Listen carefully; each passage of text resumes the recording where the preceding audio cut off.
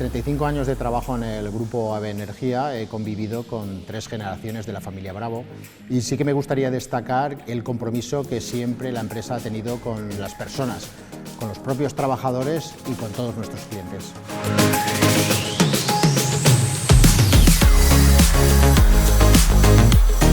AVE Energía se caracteriza por su gran capacidad de adaptación, razón por la cual seguimos creciendo y amoldándonos al nuevo escenario de transición energética.